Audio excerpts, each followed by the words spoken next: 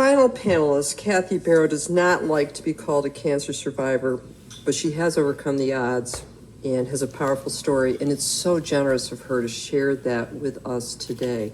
She has a long history of advocacy before she was diagnosed with cancer. She did a lot of work. She produced the 2-time Emmy Award-winning documentary, Worth Fighting For, has worked in the United States and abroad.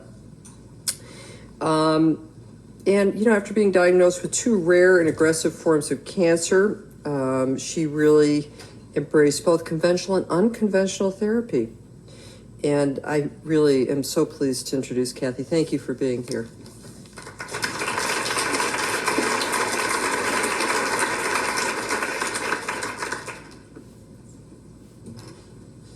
Well, I am so happy to be here, and listening to the speakers before me brought back lots of memories of the last decade and the things that I did during my recovery to help me feel better and be happy and hopefully avoid recurrence. But today I've been asked to specifically speak on parenting through cancer, which is a topic I haven't really spoke on yet. Usually my kids are in the room, so they don't want me doing that.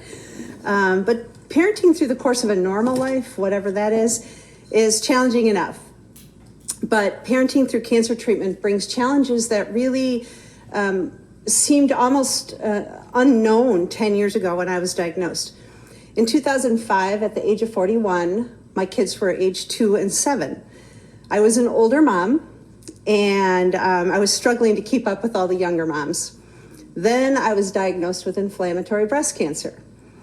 It's a rare and aggressive form, and I had absolutely no idea how to navigate the devastating impacts cancer would have on myself, let alone my family. The insecurities of motherhood were present every day. Did I pack the healthiest food? Did they have, enough play dates? Did they get to the best school? Did I read to them enough? Of course, that list goes on and on. But once you have cancer, that list is endless. I went to the internet for help to see how do I parent through cancer. Unfortunately, I came up empty-handed. I went to cancer counselors who really weren't equipped for that question. Cancer is always thought of as an older person's disease, and now we know that is really not the case so much anymore. So I really discovered I was on my own. I had to figure it out as I went, and that was very scary. On one general parenting website, I did find this little gem. Oh, I forgot my PowerPoint, sorry. Okay, this is the little, sorry, here are my children when I was diagnosed. Welcome to my family album. So this was a little gem I found. It's not about being the perfect mom, just the best one you can be. I etched that into every cell in my body because that felt right. And today I'm going to share with you the top 4 things that I learned during my battle. Obviously, I learned so much more, and I continue to learn every day, but recognizing that everyone's experience with a cancer diagnosis is different, I hope that there will still be a kernel in my story that you can use or share with someone you know. So the first thing I learned was be honest. Your kids are going to surprise you. We kind of hid what was happening in the first week or so of my diagnosis, and as you can imagine, I cried a lot. And I made up a lot of excuses, allergies, colds. My daughter, who was 7, didn't buy it. But I noticed that she was starting to develop anxiety. She was being left out. And so it was really important that we were all on the same page of the story. And I wish I would have learned that even ever so slightly sooner. How you tell your children very much depends on who they are. And I get asked this a lot. How do I talk to my kids? Well, my daughter loved to be outside. So we decided a great way to tell her would be to fly kites and then have a bonfire. And while my 2-year-old napped, we sat her down and we told her what was ahead. Even though she didn't fully understand it, my 7-year-old told me she was proud of me. Said, So I'm so proud of you, Mom, that you went to the doctors, you did the right thing. Okay, baby. And she wanted a job. So the job she wanted, since I was going to lose my hair, was to take me hat shopping. So the next day we went to Kohl's, and she picked out 5 hats for me and 1 very stylish cheetah printed hat for herself. Where did I go? Okay. Second thing I learned was be a good enough mom. I couldn't measure myself against other people's expectations, so I had to ask myself, what can I do for my kids? How do they need me? And I kept my 2-year-old at home with me as much as possible. We organized her toys strategically around the couch so that I could lay with my eyes closed and say, woohoo, and that's really great, and kind of encourage her on, and she seemed not the wiser. But that allowed me to not expend too much of my energy. Friends called and asked if they could take her off my hands for a little while so I could rest, and I was really horrified by that generous offer because I needed her. And perhaps I was looking out too much for myself because we did notice that she was just haul off and hit her sister, which was a very abnormal behavior for this generally peaceful kid. So we got her a Bozo punching bag. And then I decided, you know what? I'm going to take her with me. And as soon as I started letting her come with me and sit on the cancer table, or the chemo table, whatever, bed, Bozo sat in the corner, never to be looked at again. She was so much happier eating graham crackers and sitting with me. It wasn't as simple for Emma Grace. She was used to telling me all sorts of exciting stories about her day. Every day for her was an exciting day. And she'd come home and, unload it all, and we'd have this conversation face to face, but I had no energy for that. So I saved up my stores and I drove her, or picked her up from school.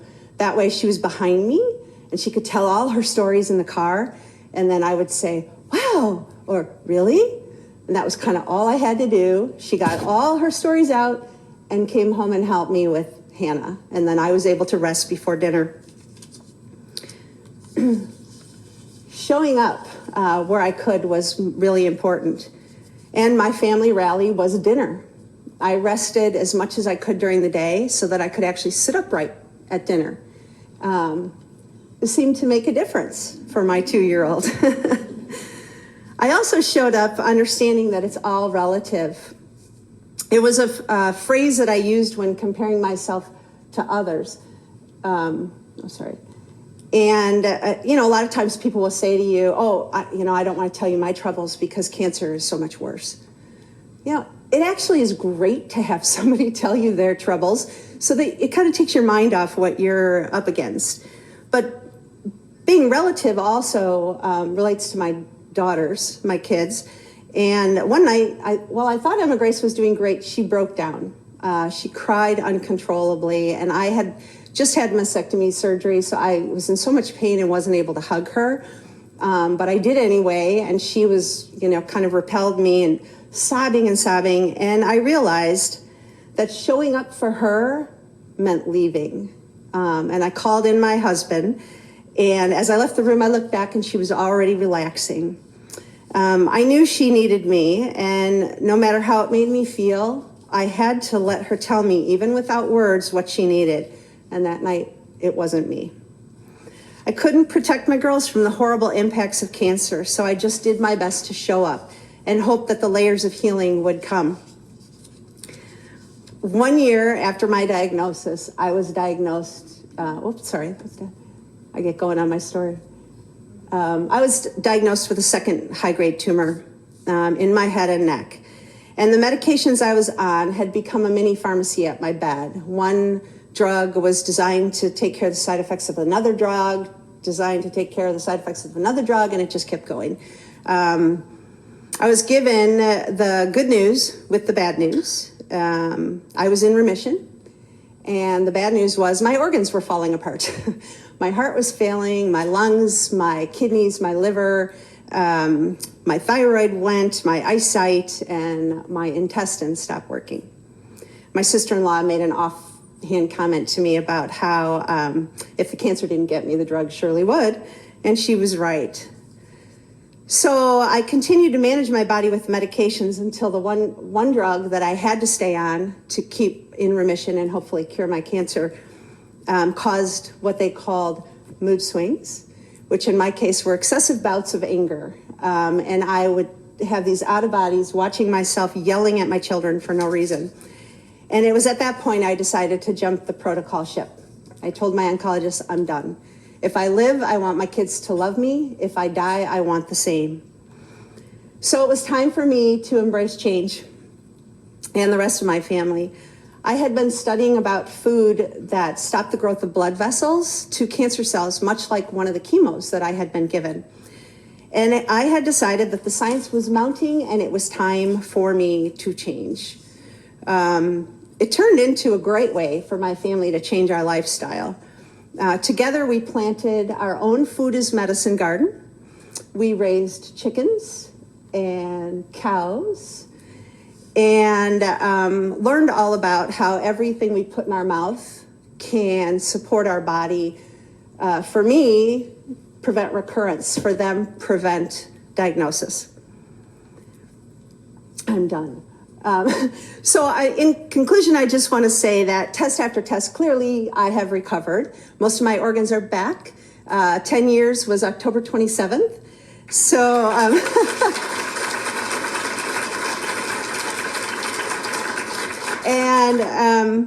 the thing that I love most is now my kids, and I'm skipping a part. This is an organization I started, but I can talk about that another time. My kids now counsel their friends on using food as medicine. And that makes me happy. Thanks.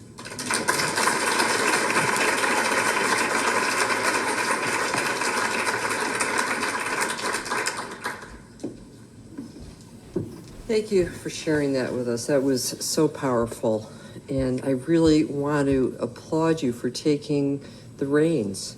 I do think patients have a voice in their care. Western medicine is not always right. And there's knowing yourself and your own needs and the needs of your family. Your girls are so lucky to have you as a mom. Wonderful. Kathy, how do you communicate to extended family and friends when you were diagnosed with cancer and during treatment? Wow, honestly, I'm not sure I even remember. I remember not telling my parents right away because they had just lost a friend to cancer. And I wanted to know everything about what I was facing before I talked to them. Because initially, my doctors did not believe I would survive. And I surely wasn't going to tell them that. So I did talk with my siblings and some other very close friends before I kind of let it out. And then really, once I hit chemo, I know a lot of women who don't like to even share that they have cancer when they're going through chemo because they've lost their hair. And I really felt like everybody knows, you know, you look differently, the medicine changes the way you look, why are we hiding? And obviously I'm extremely verbal. So it was very easy for me to just say, you know, this is what I'm going through. It got harder once everybody knew, because then they acted like, you know, they'd come to visit and I felt like they were coming to a wake. And so then I kind of regretted telling everybody, but yeah. You know, that was very well said. And I think about Nora Ephron, who died a couple years ago of, I think, leukemia or lymphoma. And there was a lot in the literature, you know, in the newspaper about the fact that a vast majority of people close to her did not know. But I think what you just said so beautifully describes the dilemma. Mm-hmm. You know, you want to, I would think that you have a lot of family members with cancer as well, that you want to share it, but you don't want it to be like the center of everything. Very difficult. Seemed to help you the most as you were in treatment and recovery. Yeah. Well, when I was diagnosed 10 years ago, the science was very young and old. It was being done all around the world, but it wasn't really being accepted by the medical community. And I often heard, I actually called a lot of food scientists while I was trying to figure this out, and heard from them that it's so frustrating because the doctors aren't kind of connecting with them because they're food scientists. And so I just really listened to what they had to say. They made up lists for me. And then I took them to my doctor, and I had the best oncologist because he would research whatever I brought to him. And so I would say, look this up, tell me, if you think this is good. And so we found this great list. Dr. Servan Schreiber, who has since passed and had been diagnosed with a brain tumor, went through 2 rounds of chemo, kept recurring, and it wasn't until he started using food as medicine that he was able to get his tumor under control, and he lived for another 20 years. And he worked with other doctors to develop a list that looks at the strength of foods. So his list, for example, at the top includes, I actually wrote a bunch down, let's see if I can find them. Garlic's at the top. Then leeks, scallions, Brussels sprouts, cabbage, beets, spinach, kale, asparagus, onions. If you notice a theme, these are all foods that your grandparents or parents would have eaten pre-World War II. It was at the time, it was post-World War II where we started to shift to high sugar diets, and our livestock was brought onto feedlots. And if I can just address the question of red meat, I too am a carnivore. Many people think I'm a vegetarian, but I am not. And the difference really, that they didn't talk about in that study, is how you raise your livestock. And so when cattle, pigs, chickens are raised on pasture, which is what they're genetically programmed to eat, they are really balanced in essential fatty acids like 3 and 9, and then essential oils 6. When we take them off the pasture and off their natural food, and we feed them corns and grain, and we stick them in these paddocks, they become extremely high in omega-6. And that's an inflammatory fatty acid. And cancer is an inflammatory disease. So I believe there is, I know smoking is something like 30% of cancers. The poor quality of our food and our environment is also 30%. So in my mind, the true healthcare reform that they're looking for in DC is high quality, clean food.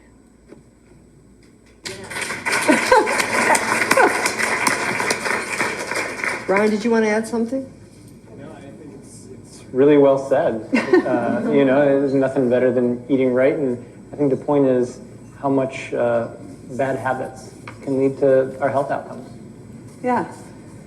Yeah, and I just will say one more thing. I actually was pretty healthy before I was diagnosed. I had been a vegan, had been a vegetarian. I ate good food, and this is really, what I'm talking about isn't about a specific diet, but it is about specific foods, because there are specific foods that have a much higher impact on stopping the growth of blood vessels to cancer, and causing those cells to die.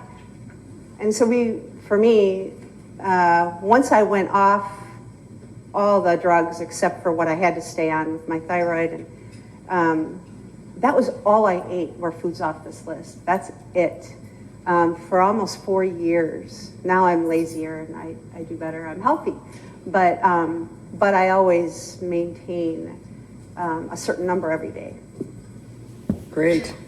Here's a kind of goes to all of us. Prevention.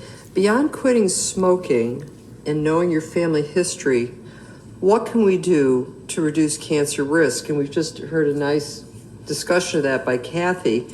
And I think this goes importantly to the question that you should have a close relationship with your healthcare providers, because there are strategies. There's lifestyle strategies for sure, including weight control, exercise, proper diet. And then here's just an example. There are a group of women who are at such high risk of breast cancer that there's a class of drugs, selective estrogen receptor modulators, that have been shown to reduce the risk of developing cancer in that very small select population. And similarly, if you have this risk for endometrial cancer, you need to, that I spoke about, the genetic risk, you need to have a colonoscopy every year, once a year. So there's a lot that we haven't figured out in Western medicine, but there's a lot that we have figured out. Ryan, can you add to that? Yeah, certainly. What I would say is there are a lot of strategies out there that we know that can prevent cancer. Mammography is not done 100% by all women. Colonoscopy is not done 100%. The vaccine for HPV, not even close to 100%. I think as people who are worried about these causes, to be voices to our friends, we can be a part of making that mammography closer to 100%. The screening strategies we already have closer to 100%. Telling our friends who have kids about the vaccine, because as Dr. Rice showed, we're not even close to that yet. And I think that's a big point. We don't even need new stuff. If we could do the stuff we know of 100% of the time, we could spare a lot of people from being diagnosed. Yeah, Kathy. I just wanted to follow up on the doctor comment, and I think the thing that I felt very fortunate about with my team of doctors, which were at UW-Madison and also in my own community, is my team, I had a couple that I had to shuffle off to Buffalo and replace because I needed doctors on my team that practice the art of medicine, not just the technological end of medicine. I needed them to look at the nuances and how it related to me. And there are a lot of doctors out there who do that for us, but they have to know we want that, I think. Well said. So, yeah, go ahead. I can say something. Like if we think about almost the pillars of mental health, I mean, we can see, and I love that you talk about food and not diet. So in the same way, I like to talk about movement and not exercise, because movement also seems like a great way to just stay healthy in mind and body. And it doesn't have to be the gym, that just working out like a rat, Well, some of you may like that. But it can be, how does your body like to move? You're going for a walk every day, even if it's around the block, to the extent that your body can, but just to really emphasize the importance of movement, of dancing, you're just checking with your body. How does your body like to move? And then make sure you do it every day and have a good time. Do something that it's fun for you, because otherwise you won't do it. Or maybe pairing up with somebody, or just having a pal, and you do it together. So just really the importance of movement in health. Thank you, Carmen. Well, quickly does mindfulness work when practiced? I'm sorry, can you repeat it? How quickly does mindfulness work when practiced? Well, there is nothing quick or easy about this path of becoming aware, of waking up, but it can be transformative. Now, it doesn't mean that we have to put our butt in the cushion every day for like an hour. It can be a short mindfulness practice, like 3 mindful breaths when you wake up, maybe 3 mindful breaths when you go to sleep. What a sweet way to start the day, maybe celebrating that we woke up that day, and then at the end of the day, closing the day with 3 breaths. So a short practice can go a long way, in the sense, and the more you practice during kind of like scheduled times, the easier it's going to be to then be aware in the middle of a conversation and notice that you have been triggered, that you're feeling all this anger. But we need to do the formal practice in the sense of just short practices every day. We have so many devices these days, so schedule them. There's some programs that are free. Set the alarm on your phone. I'm going to be mindful right now. Yeah. There is an app for it. Yeah, there is an app for everything. Yeah. But there are some apps that are free. It's like, bling, just from time to time. They can be a random time. So that's an invitation to really be in the moment. It's like, whoa, look at that. I really was thinking. I mean, when you think about it, how much time do we spend in the past or the future? And we miss the present. So whatever it is that can help you, if you have already like contemplative prayer or some other practices that really nourish you, then maybe bring the mindfulness, those 3 breaths before you do whatever it is that nourishes you, and then at the end too. So it can be simple, but there's nothing quick about it. But it's so beautiful, Think about the alternative. We spend so much time in the automatic pilot. It's like, let's just really wake up to this moment, because it'll be gone before we know it. Well, I just want to speak from my experience going through cancer and luckily finding people who could teach me mindfulness, meditation, visualization, and I got so darn good at it. And one of the things that I found so useful was it felt like I had some control. When you're diagnosed, you know, you're just all over the place. Everybody's talking to you, poking you, putting you in machines, trying to get ready to heal you. And you kind of don't have anything to say about it, in a way. So I was always afraid. I developed needle paranoia, you know, all sorts of stuff. Once I learned this, I literally, when I had my mastectomy surgery, the surgeon started talking to me. I said, "Be quiet. Just don't talk to me. I'm just going to do my thing." And he was like, "Okay." And I, you know, put myself into a really calm, meditative state, and it helped me through scans, through, you know, when they do bone scans, you get injected. Sometimes the people who do it aren't very good, but it just really helped me relax. And so there are so many benefits other than, you know, just relaxing during your day. You can really get through some incredibly stressful situations with it. And I want to emphasize that it's not about relaxing in the midst of a turbulent time. You could not ask you to do that. That would not be fair. So sometimes people think like, oh, mindfulness bliss, you know, oh, all is great. Well, no, it's not great. So, but how can you let yourself feel how you feel as you go through treatment or as you go through whatever it is? And just that permission to feel how you feel, that alone, yeah, this is how I'm feeling. Because you may have many voices here. Oh, you should be doing this, or come on, feel the way, come on, you know. Many comments that may have big good intentions, but they really are not validating your experience. So how can you do that for yourself? Well said. Thank And you. I just finished an 8-week mindfulness part of a cold study. And I would say it took about 4 weeks to kind of get it. Being a lab person, my biggest thing was, am I doing it wrong? Right, yeah. And it took about 4 weeks to be like, there is no wrong. Just enjoy and be. And so, I don't know, I should ask Erin if it works for me being a little more in the moment. But yeah, I would say about 4 weeks to feel like you can do it better. But you have to keep going. But in a way, you already can do it. Right. It's all because good. we it's did easy. it here already. It is easy. Yeah. Exactly. Yeah. So you know how to pay attention, all of you. Otherwise, we wouldn't be here, right? We wouldn't find a place. And we're here, so we know how to pay attention. So it's already there. And that's the piece, too, from this mindfulness stuff. That is not about a self-improvement project. No. It's in a way coming to appreciate Well said. who you Tommy, how much already more are, time you do I know? have? Exactly. I think when patients ask me about their risks and they, you know, we talk about their family tree, I have a very low threshold to suggest seeing a genetic counselor because it's a detailed conversation and it's not all about a family tree, meaning there are some times where patients hear the information, understand what their risk is, and don't want to have genetic testing.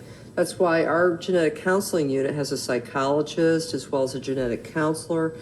And it really is a team that helps each patient come to that altar of, do I want to get the testing or not? So it's thank you. Kathy, we'd like to hear more about the new Genesis farm. I stand over. So in 2008, I was diagnosed in 2005. I had lost already 6 friends to cancer. And each and every one of them at one point towards the end had asked, why am I so healthy? Why am I doing so well? And I told them about how to use food as medicine. And in many cases, there are foods that act synergistically with treatment, like curcumin and radiation. You know, it strengthens the ability of radiation to kill the cells. And they would go to their doctor, and every single time the doctor would say, yeah, no. You just eat a healthy diet, do your best, and by the way, here's a milkshake, or try Ensure. And I got ticked off, actually. Got really ticked off because the science was coming out and there were credible doctors doing the research. And there was really no excuse for doctors to not know what was out there. And my surgeon said, and I love him dearly, but he said, Kath, if I read all the research, it would take me 10,000 years. And that's why, and then the next day there'd be another 10, and that's why empowering yourself, and I really developed this desire to be on the internet, which was something I didn't care for before that, to bring things to my doctor because I didn't have the technical ability to translate some of what I read, and I wanted him to do that for me. So I got ticked off and I said, we should be teaching everyone this. And my oncologist and my surgeon and my radiation oncologist said, you're right, we should. And I said, awesome, let's do it. Let's do it in the hospital. And they said, whoa, Nellie, there's a budget talk and there's all kinds of stuff. And I was like, yeah, I don't care about that. So I was invited to do a talk at a leadership conference for my hospital. And the CEO was happy about what I said. He came up to me afterwards and said, my door is open. And I said, wait, I will be there next week. And I brought him a proposal to teach Buddhist medicine in the hospital, and he loved it. What he didn't tell me at the time was he was retiring. Instead, he said, we're going to start a nonprofit organization. And my history is in nonprofits, and I went, yeah, I don't want to do a nonprofit. I just want to teach people. And he said, that's the only way it's going to work. So New Genesis was born, and it is now 5 years old this year, and has taught thousands and thousands and thousands of people and children how to use food in their daily meal plan to help themselves hopefully prevent disease, and if they're sick, to support themselves. That's kind of how it came to be.